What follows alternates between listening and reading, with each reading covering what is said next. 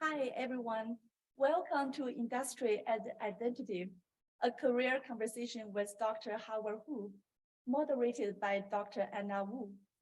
Industry and Identity is a USC Asian Pacific Islander Faculty and Staff Association event series that invites USC API faculty, staff, and alumni to speak about their careers. In addition to sharing how their identities have influenced their journeys, guests will explore a variety of professional development topics.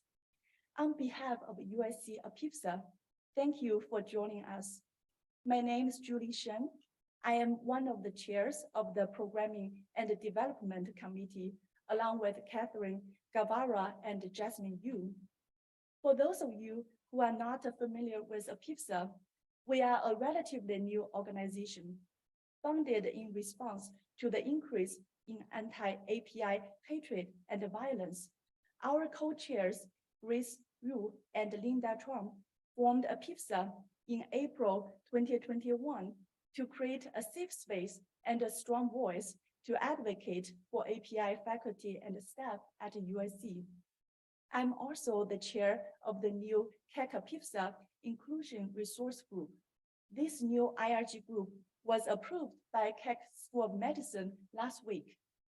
I would like to thank my vice chair, Dr. Lin Zheng, and the leaders of Keck APIFSA Employee Resources Group, Carrie Lee, Sue Lee, and Cynthia Stander for their help with this event. Our featured speaker today is Dr. Howard Hu. Dr. Hu has served as a professor, department chair, and dean at Harvard, the University of Michigan, and the University of Toronto. He currently is a Flora L. Thornton Professor and the chair of the Department of Population and Public Health Sciences in the Keck School of Medicine of USC.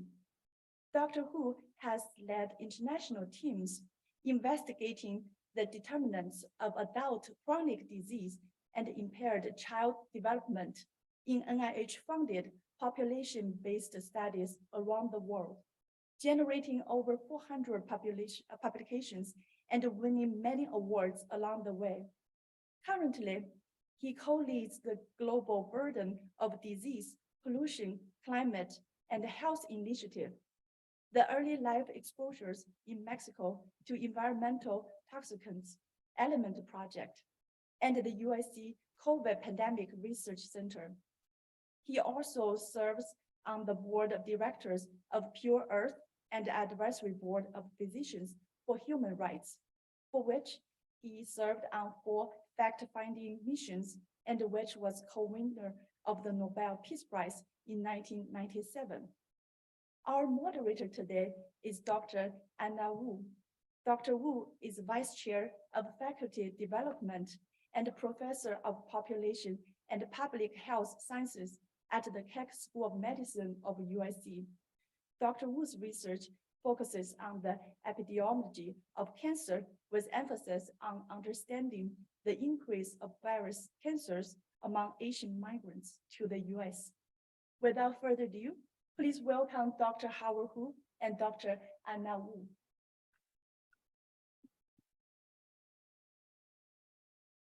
Well, thank you everybody for coming.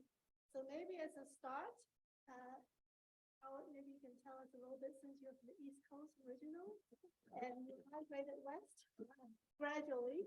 So maybe you can tell us a little bit about your upbringing in New York and Sure. life in New York versus Los Angeles. All right.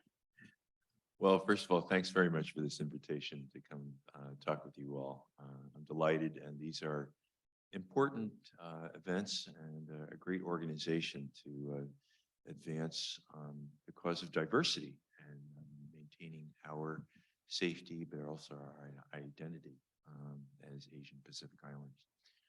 So I think you could probably tell from my accent that I'm an ABC, American-born Chinese, and that's true.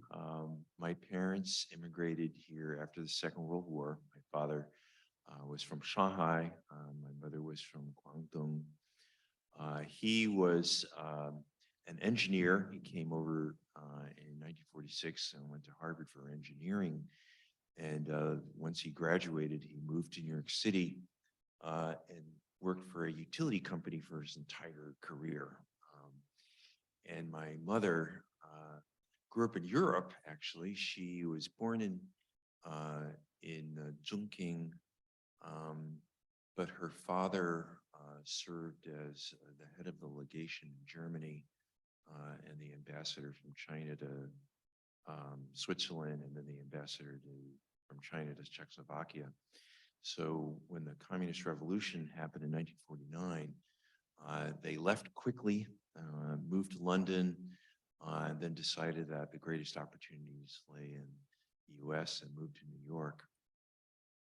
And that's where my parents met.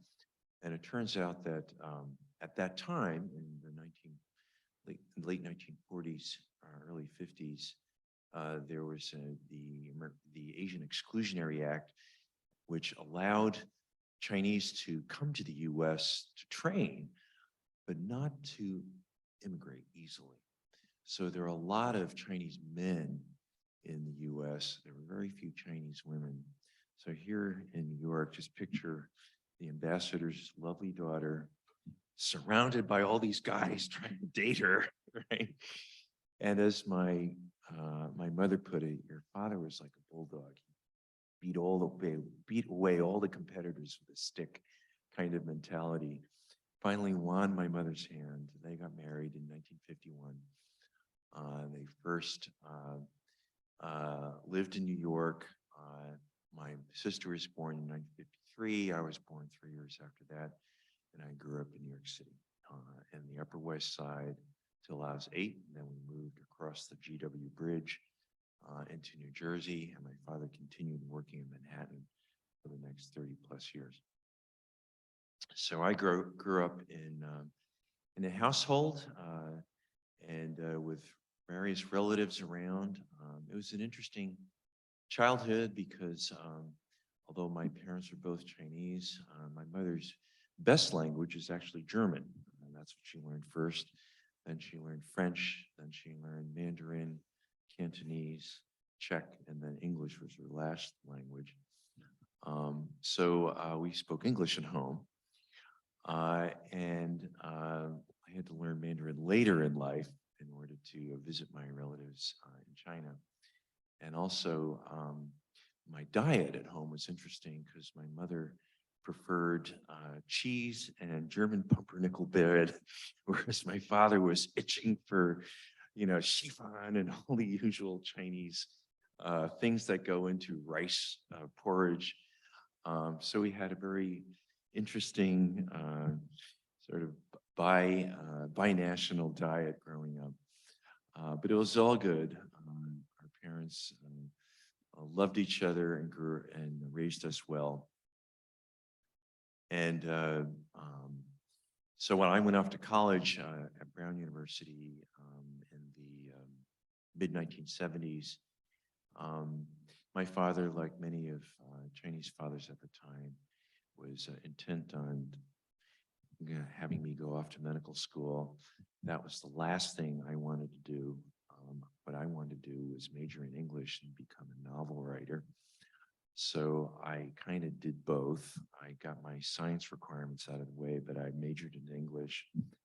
And then after I graduated, I spent the first year trying to sell my short stories. I was a miserable failure. And then I said, okay, I'll go off to medical school. And that's sort of what happened. I went off to medical school at Albert Einstein in New York City. That's the rest is sort of history.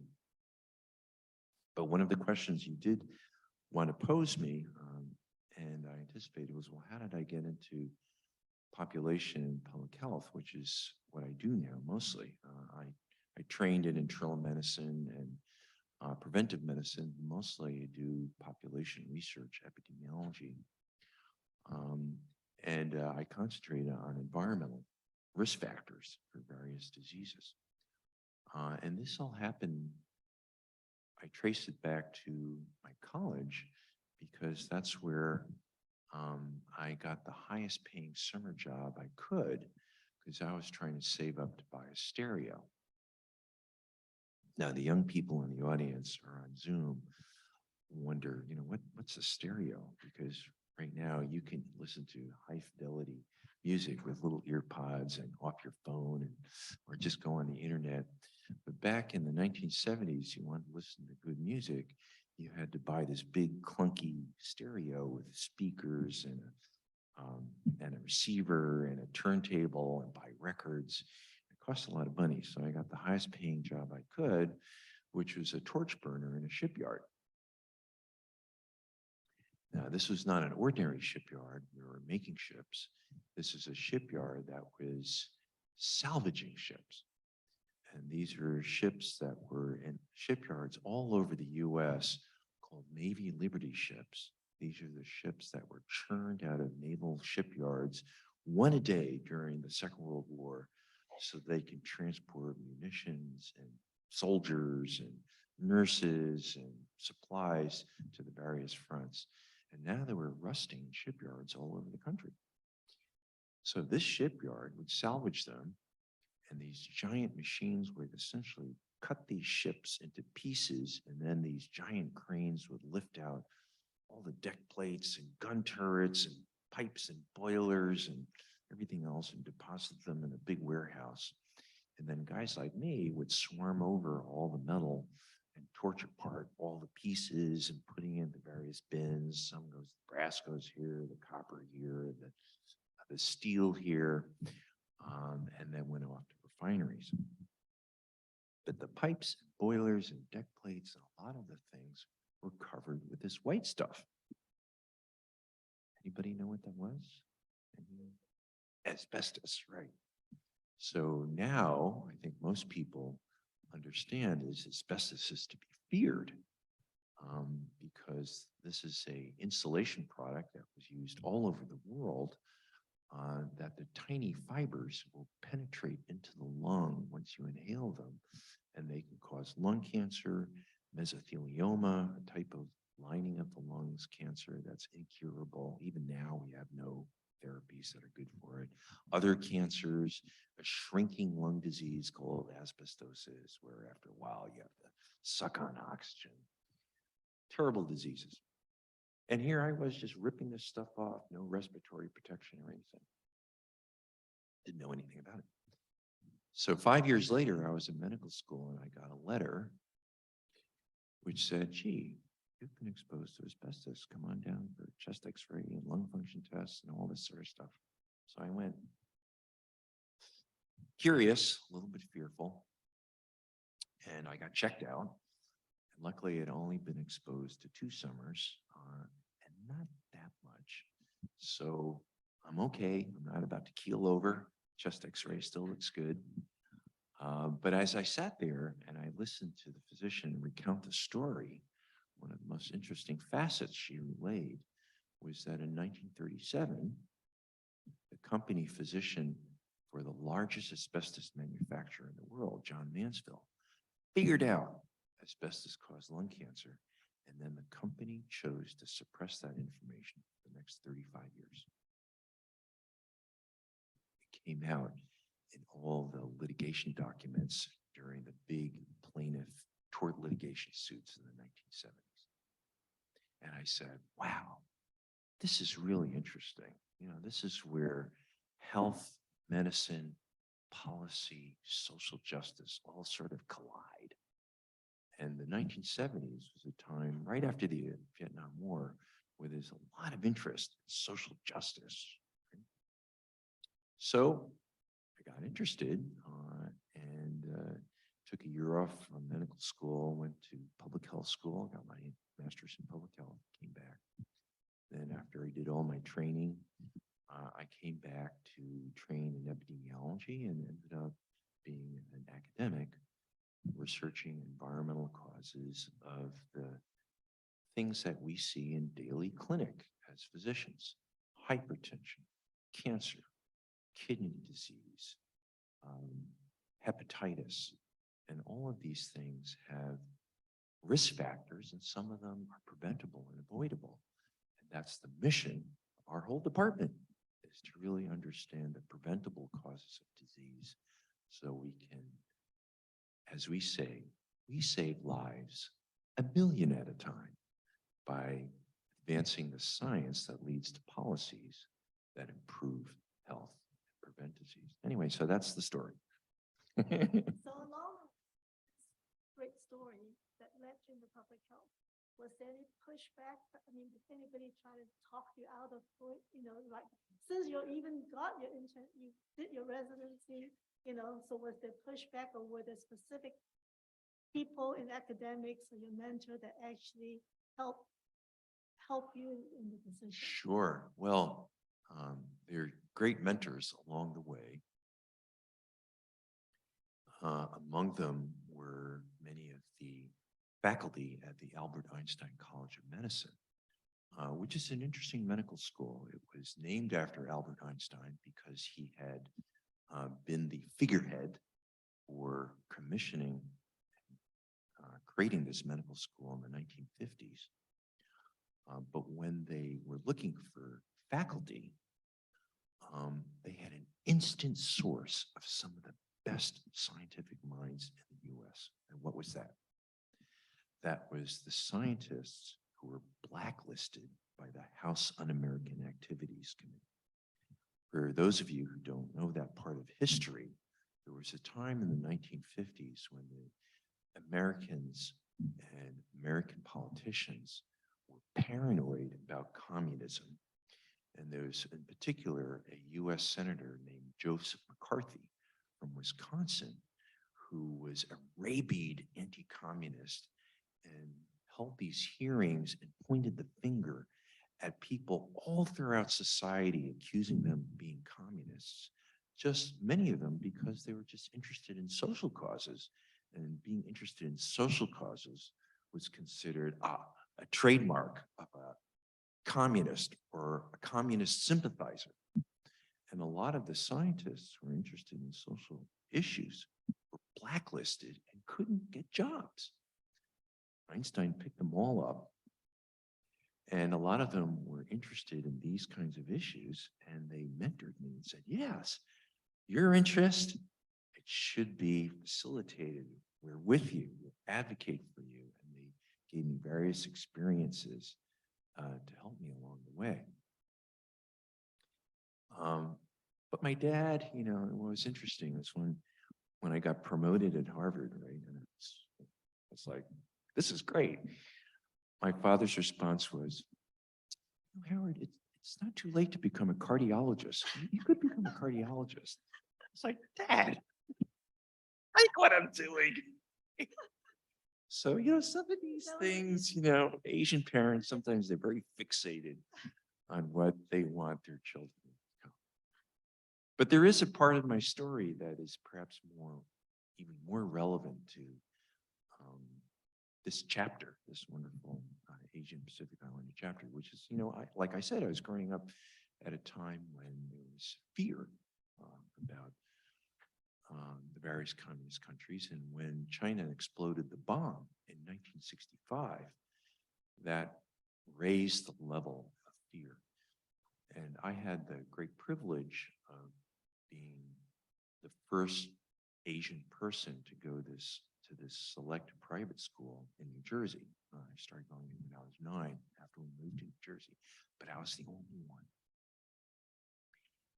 And yeah, I had friends, I had enemies. And one in particular, I had a fist fight with every year, 9th, 10th, 11th, 12th grade, because he would taunt me. He would call me Mao Zedong. He would do all sorts of things with, the worst kind of epithets. And I would, at some point I would just lose it. And then he was bigger than me, but I was like, arr. But that's a story that's so common among people like me growing up in a time in the US when there was outright racism. And now we've come to a new point in time where politics and culture have collided again, and we worry about that. So I get it. I understand it, and I, feel for our young people who sometimes find themselves in the same situation. In medicine and public health, I have to say that for the most part, since high school, I've been very privileged. I have not run against barriers where my race became an issue. And what was interesting is that when I became faculty, I was one of the few faces of color. And when I was a young assistant professor, there were lots of movements to create committees to try to deal with diversity in the workplace, including right here. And, I'd be sitting in these faculty committees and then going, yeah, we need people to staff these committees. Hey, how about you, Howard, over there? And it's like, well, I'm trying to get tenure, right? I need to do my science, but at the same time, I feel an obligation because, it's like, oh, yeah, I understand the experience and I can bring value to committees like that. So there are some additional pressures for people of diversity in situations like that. Maybe not so much here. We're pretty diverse faculty, but I have colleagues who are in the same position, and it's true whether you're Asian, you're African American, Latino. So you're sometimes called upon, and it's hard to say no. But it also is incumbent upon senior leaders like Anna Wu and myself to also realize that that's extra service, and we have to understand that those are special things that some of our faculty are called upon to do, and recognize that and reward it.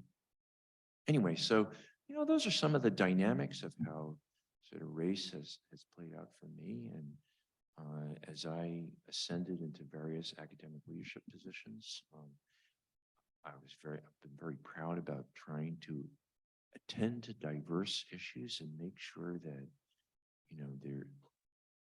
there's a rock bottom acceptance and embrace of our responsibilities to promote diversity and to see that as an issue that we should all be up for.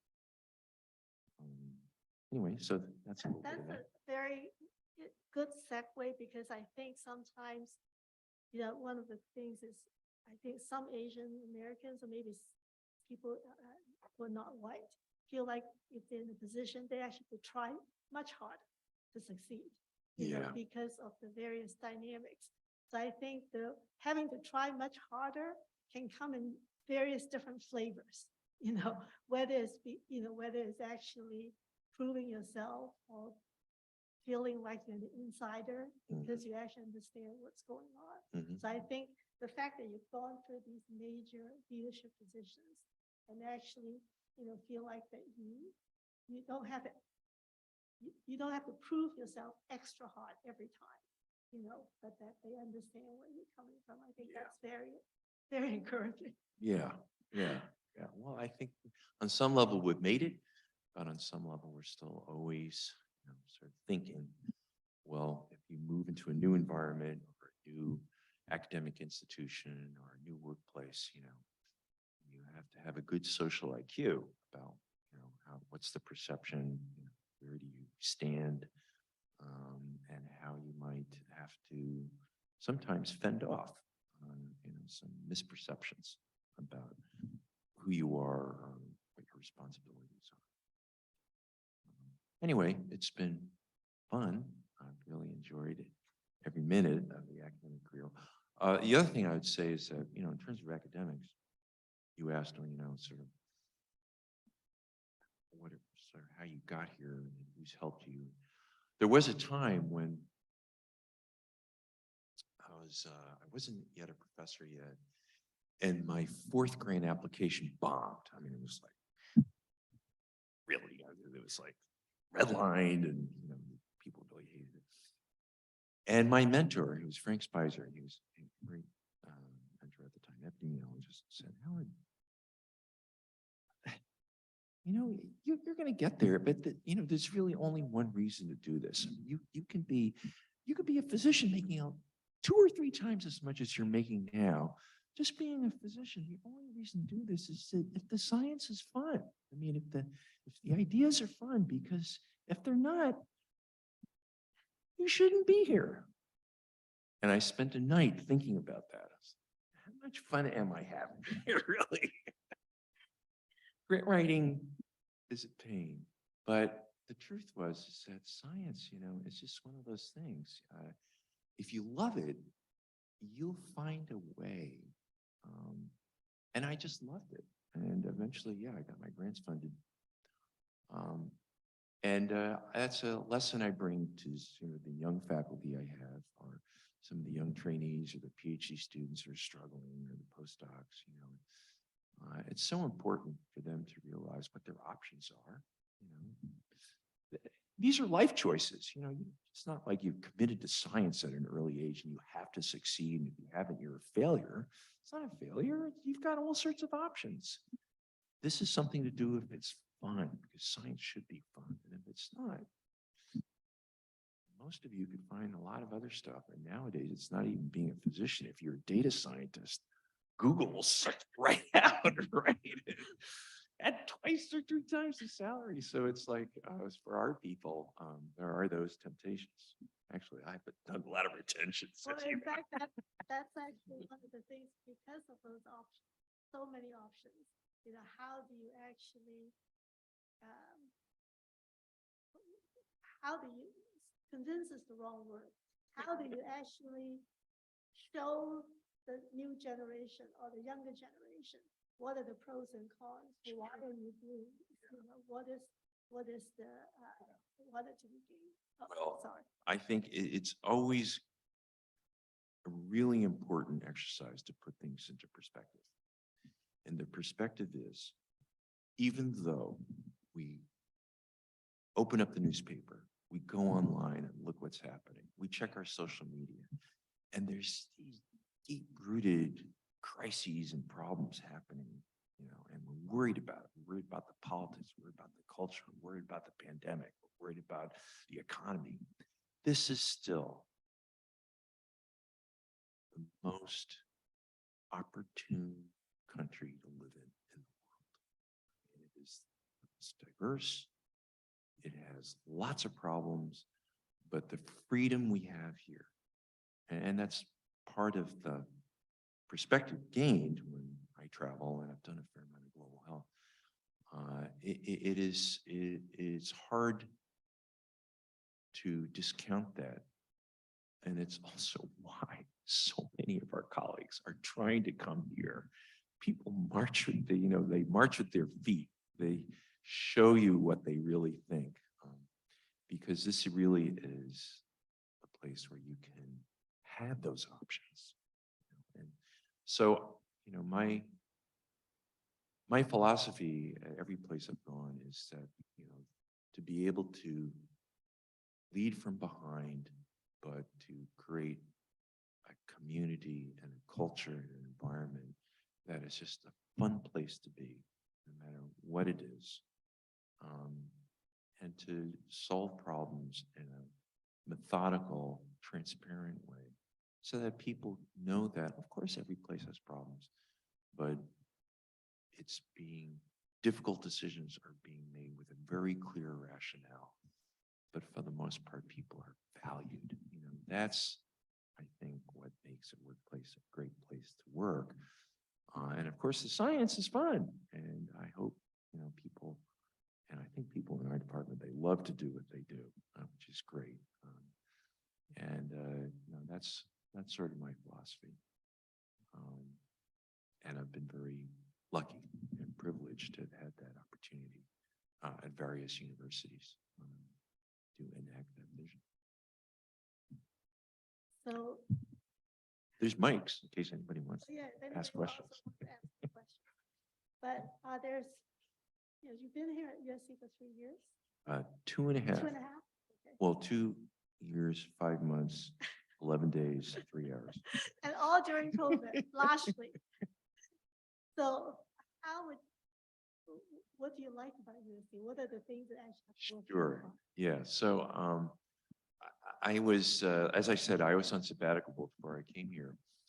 And one of the great things about being a dean at the University of Toronto, I was the dean of the public health school, is that when they give you sabbatical, at the end of sabbatical, you don't have to come back.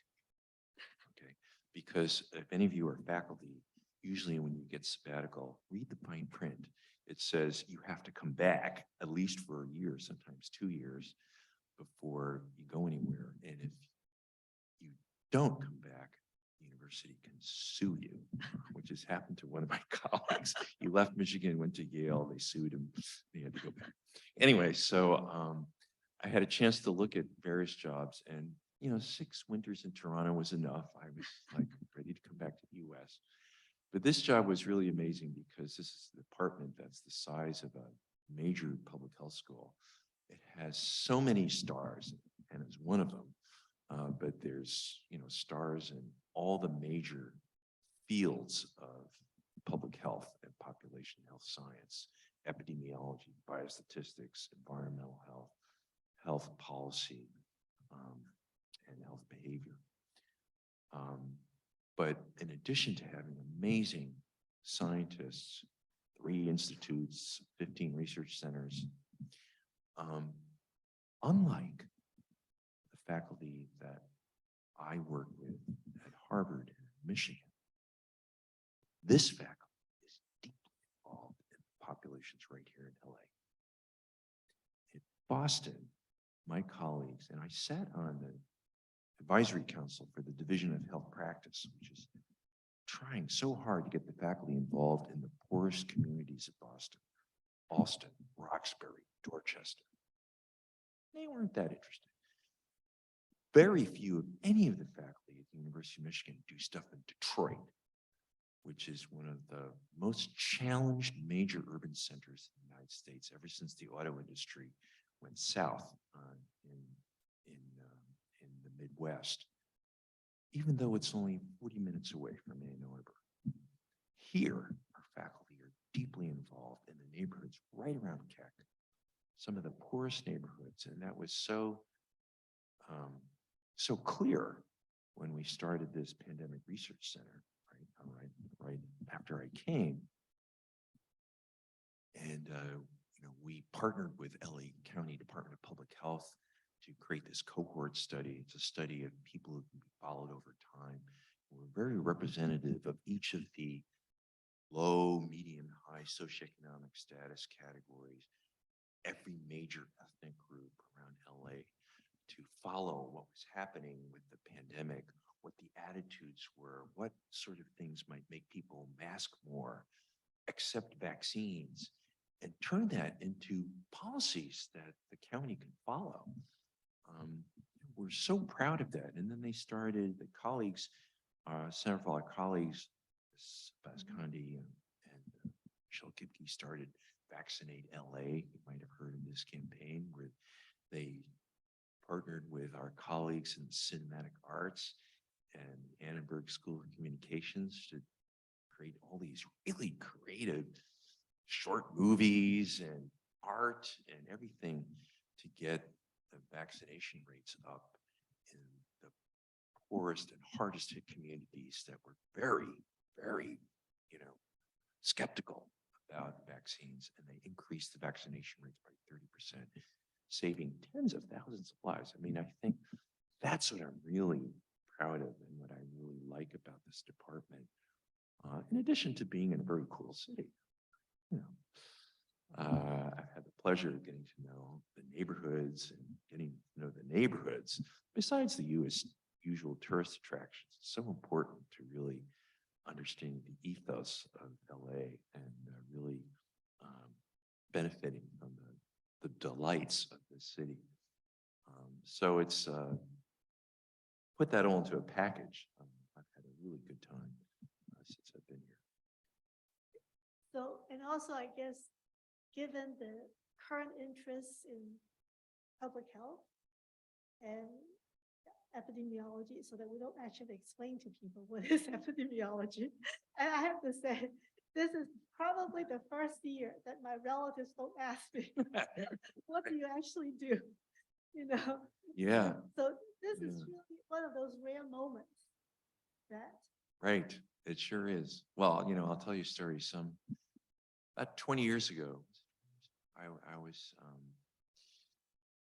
at the Brigham and Women's Hospital because I'm still a physician and I have a medical license and everything. And I was at the fundraiser at somebody's house, and the hostess was very gracious.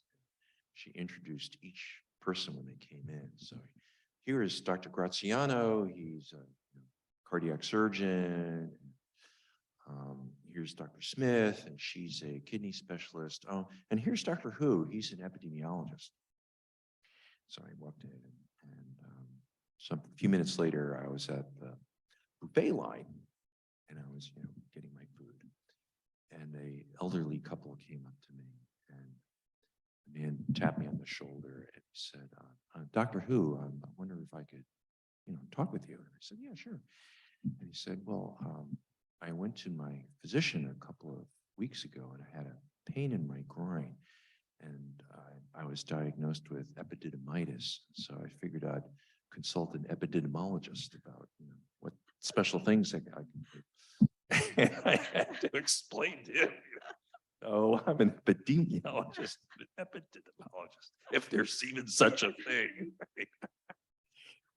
But yeah, you're absolutely right. Today, with the pandemic, this once in a century kind of pandemic, everybody understands what epidemiology is. And we have seen, for instance, a doubling of our enrollments in the Masters of Public Health program we offer online. And we have great scholars from all over the country, even some from foreign countries, who, have seen what's happening and want to get into public health. And we need them, not only because we need researchers, but because our public health departments that provide the services of public health are seeing a wave of retirements. It was a generational change that was going to happen anyway, but the pandemic has accelerated it. So this is an area that is going to be plenty of jobs. Anybody out there trained in public health, we've got all sorts of programs for you in our department. well, hopefully, if anybody has questions about which area of public health or, how do you actually explore, to really find a niche, what would they do if that's what they want to do? Yeah, sure. Well, we have a good website. You can see it. And of course, our faculty are always on standby to tell you about the latest programs. We try to be flexible. There's entry points into the programs that don't have to be in the usual academic entry points. And there's even ways to do it part-time. So it's a good way to train. Is there a question up there?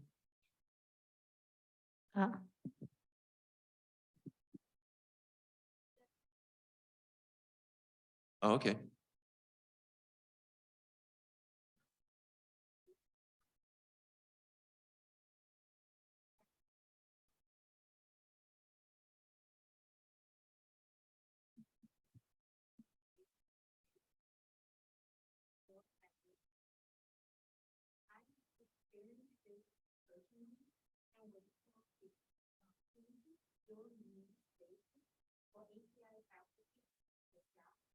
And serve as the voice for also the added workers. Do you have any advice, especially for younger professionals who are put in this situation and ways to add leadership to be fairly compensated for their time? Yes. Yeah, the question was a follow-up to some of the experiences and opinions I expressed, and it sought advice on how a young faculty member who's in a situation they're being torn between their career pathway and also being asked to serve in various capacities that would promote diversity.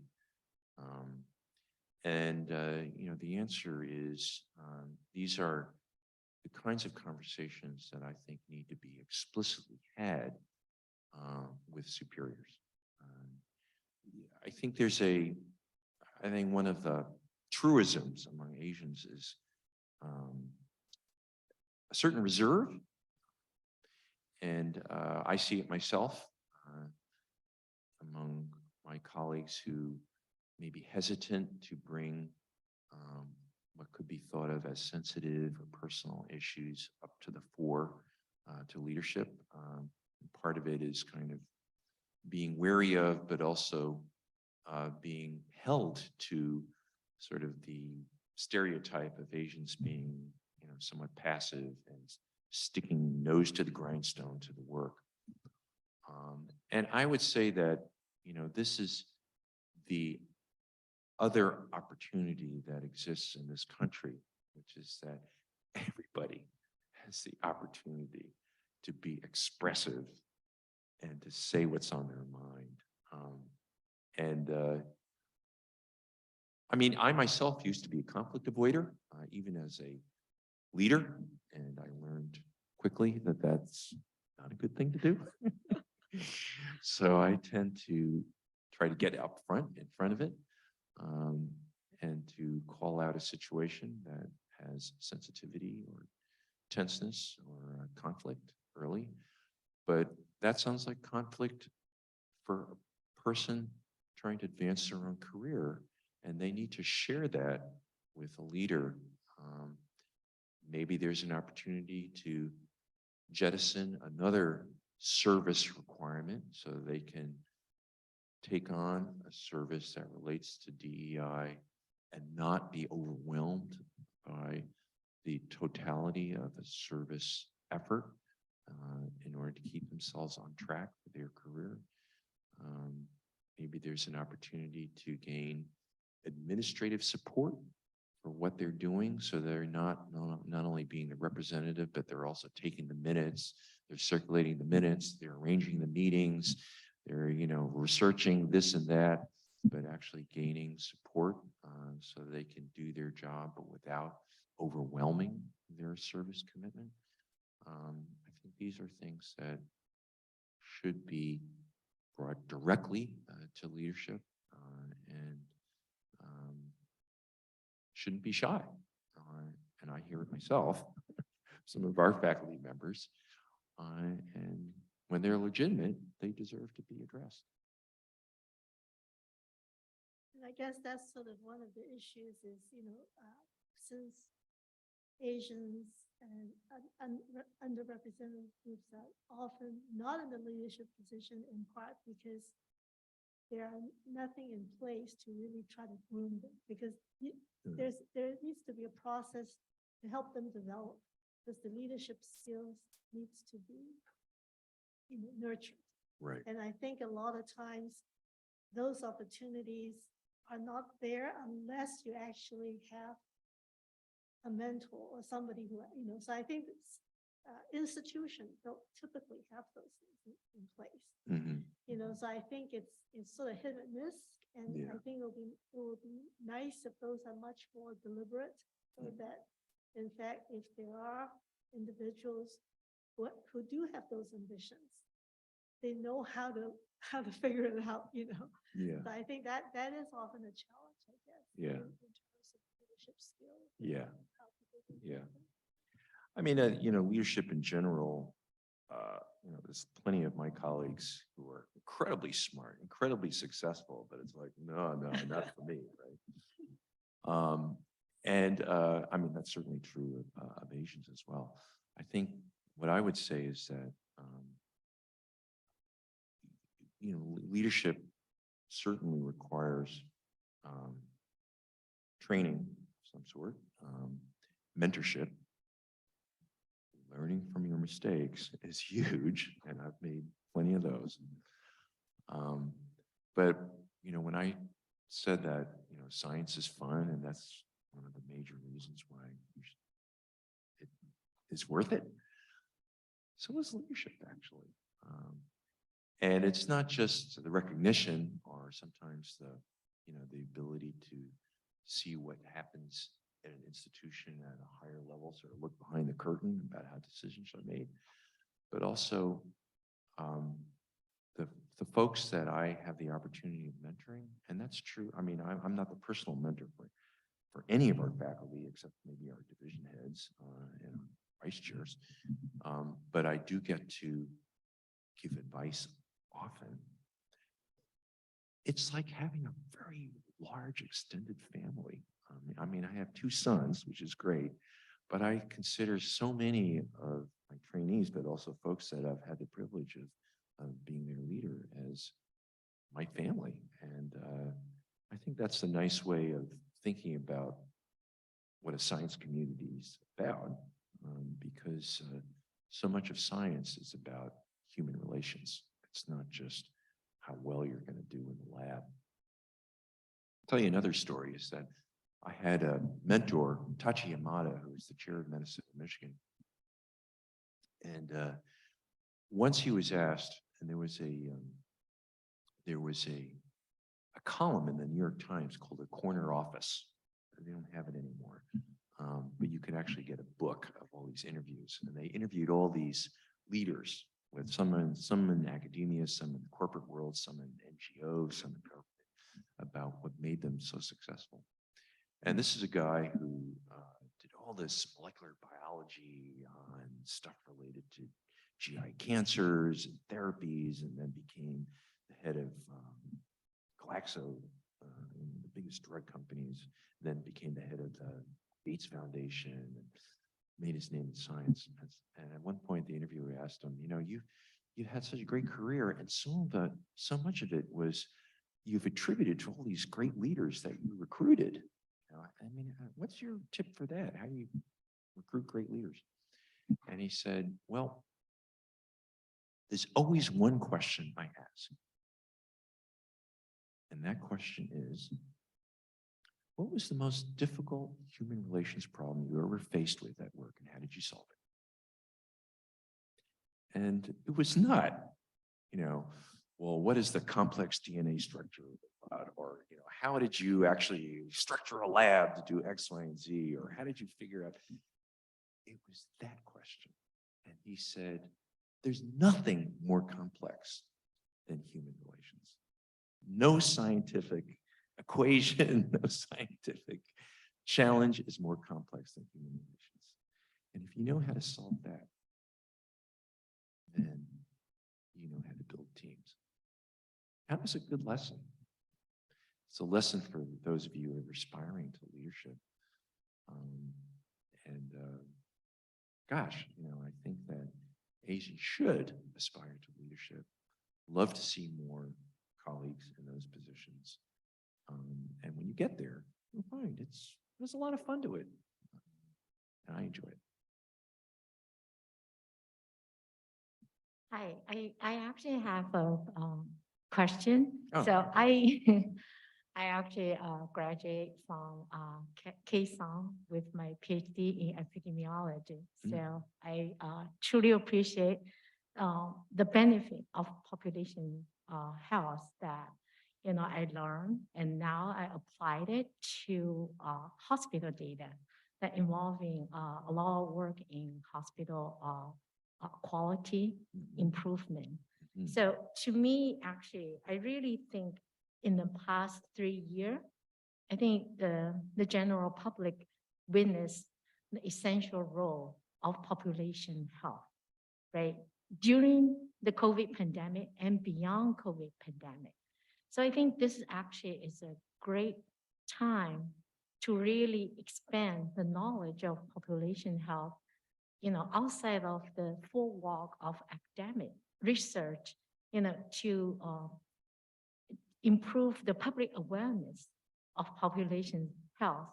I kind of wanted to ask you, whether our Department of Population Health has any strategic plan in that, to extend, to kind of educate the public regarding this very specific scientific field, and also recruit the more like dedicated younger generation into this field. I think it's actually so important. It really is related to everyone in the daily life. Thank you for that. Couldn't agree more. Well, I will say that we've tried our best. We actually have a K through 12 program during the summer to recruit young high school students, many of them diverse. That's a program that Richard Watanabe's run for years, right? And it's funded by NIH, which is great. We also have a great undergraduate program. And I don't think there's any undergraduates on this webinar, but one of the great things about the undergraduate program, and there's two majors. One is health promotion, and the other one is global health, is that yes, there's a lot of people who are going to go into health sciences using that as a foundation. In fact, a lot of pre-meds do it because they see it as a way of gaining health experience, showing their knowledge, skills, without doing, molecular biology. They can do something more fun, which is more population health, big society-wide issues. But part of it also is the intent to teach courses that people who are going to go to business school or law school or, cinematic arts or whatever. Because our feeling is that once you understand something about population health, you'll carry it with you. And we want people who make critical decisions in society, not just the health people, but the people who are making decisions about production lines, and factories, and and land use, on building design, and all sorts of other stuff, to say, oh, that has implications for population health. We have to pay attention to this dimension of what we design, what we engineer, or the waste products that come out, or the this and that, because I learned that in that class. That's the value of being able to explore these issues in the classroom. And it's not just majoring in something, it's just bringing to attention. And of course, we use the COVID epidemic as this great case study because we're all living it, and people instantly grasp some of the tenets of public health, and then we can use it as a platform to show them what public health is about. And that's been part of the fun of teaching in this current time. Of course, when the pandemic recedes, or when it becomes more like, and you see editorials about this, we're now in the tri-epidemic. It's RSV, it's flu, it's COVID, and COVID sort of maybe will finally become just one of several viruses that we worry about, but not necessarily as fatal as it was before. It remains to be seen just how much the public will preserve that sensibility. And we're worried about it, and we're hoping that we can use the current moment to convince the Biden administration, Congress, to invest in public health infrastructure, which before the pandemic, for a country of this size that devotes more than twice as much of its budget to health than any other country in the world, but to have a public health system as uncoordinated and disarray as it was is unconscionable. Hopefully we will make progress on that. And that's, part of what our opportunity is at this moment. And hopefully we'll get to see it through. Thank you for that, Tom. Thank you.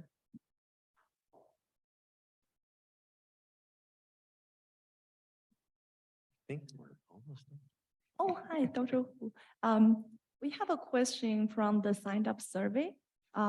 What's your advice for USC dietitians that want to work in nutrition-related research, especially since USC doesn't have a nutrition department? Will there be opportunities in your department? Oh, that's a great question. Yeah, I mean, I see that as a big deficiency. not having formalized nutrition research or training programs here. And we're going to do something about it. We created a working group on nutrition that's chaired by two very senior professors. One is Michael Goran, who's a pediatrician based at Children's Hospital, LA, who does a lot of nutrition research, and the other is Lita Chatsi, one of our faculty in environmental health. Those are actually two I would suggest the questioner consult. Michael Goran, Goran, excuse me, and Lita Chatsi, Chatzi, or you can just email me. But we do have faculty who do nutrition research and also research on things like food security and dietary epidemiology. And that's, for a country that's in the middle of an obesity epidemic, seems like a no-brainer. Okay, thank you. This question from me. So the other day, the Jedi West think tank, I think one of the speakers mentioned your department, you are the first API chair. When I heard about that, I feel so proud. I just want you to maybe give like some summary of how you reached that leadership position. I think you already touched upon that, but if you can give like young faculty a few tips just to summarize, that would be great. Thank you. Sure. Well, I think anybody who's been successful in science has the opportunity to aspire to a leadership position. And sometimes you'll just be called upon it because you'll be recognized as someone who can fill a gap. Sometimes you need to aspire to it. One of the challenges personally for my leadership career is that I was initially based at Harvard, and I was very successful, somewhat fairly happy there, although there's a lot of people at Harvard with very sharp elbows. I'm sort of more of a collaborative person. I got tenure there in 2002, and then I was aspiring to leadership because I could see there were some decisions being made, that I thought I could do better, but that leadership opportunity never rose. And that's when, you look around and you apply for jobs, and I got recruited to the University of Michigan. The challenge, of course, is that you have to move. You take your family with you. Moving is a challenge. And the kids, maybe it's an okay time because it's in between middle school and high school, or elementary school or middle school, but sometimes it's wrenching. It's a wrenching change. So, aspiring to academic leadership may involve moving. I've moved several times. Luckily, my spouse was also an academic, and she and I had parallel careers that we were able to basically succeed at each new institution. But I think it was a bit tough on our youngest child, actually, when he moved from Seattle to LA. I was right in the middle of the pandemic. He already went through a difficult time in adolescence. And I'll share with you, he plunged into depression when he was here. So, leadership has its challenges. Moving, I think, is a really big one. And that's, it's a price that sometimes has to be paid if you don't find a leadership opportunity where you are. But then again, sometimes you can have the best of both worlds, right? It all depends on life circumstance. And that's important for any leader to also recognize when they're recruiting people, is that people don't make decisions just based on their career. You have to think about the total person and their lives. And that's an important aspect of understanding human beings. Great, thank you, Dr. Hu. So we're at the top of the hour. Thank you again to Dr. Howard Hu and Dr. Anna Wu for being our guests today for the Industry and Identity series. And thank you to everyone came in person today and everyone who tuned in online. We hope you enjoy the conversation and look forward to bring you more events like this in the future. If you are interested to become a member of Keck APIFSA, you can email keckapifsa@med.usc.edu or use that QR code. And thank you again for being here. And we hope to see you at our Lunar New Year celebration on January 20th, 2023. Okay, thank you.